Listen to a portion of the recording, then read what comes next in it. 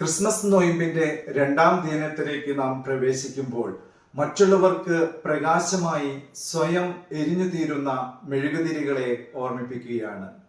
ജീവിതത്തിൽ അനിശ്ചിതത്വം നിറയുമ്പോഴെല്ലാം ദൈവത്തിന്റെ വാഗ്ദാനങ്ങൾ ഒരിക്കലും പരാജയപ്പെടുന്നില്ല എന്ന് ഈ മെഴുകുതിരികൾ നമ്മെ ഓർമ്മിപ്പിക്കുന്നു. എല്ലാ നിഴലുകളിലൂടെയും നമ്മെ വഴി നടത്തുന്ന പ്രകാശമാണ് ഈ മെഴുകുതിരികൾ. പിരിമുറുക്കമുള്ളിടത്ത് ശാന്തതയും, വേദനയുള്ളിടത്ത് ആശ്വാസവും, ഭിന്നതയുള്ളിടത്ത് ഐക്യവും കൊണ്ടുവരുവാൻ ഈ തിരികൾ നമ്മെ വിളിക്കുന്നു.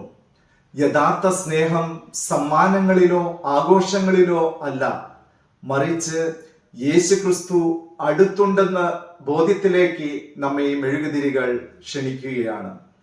ദൈവം തന്റെ പുത്രനെ സ്നേഹിച്ചതുപോലെ മറ്റുള്ളവരെ സ്നേഹിക്കുവാൻ ഈ മെഴുകുതിരികൾ നമ്മെ പ്രേരിപ്പിക്കുന്നു.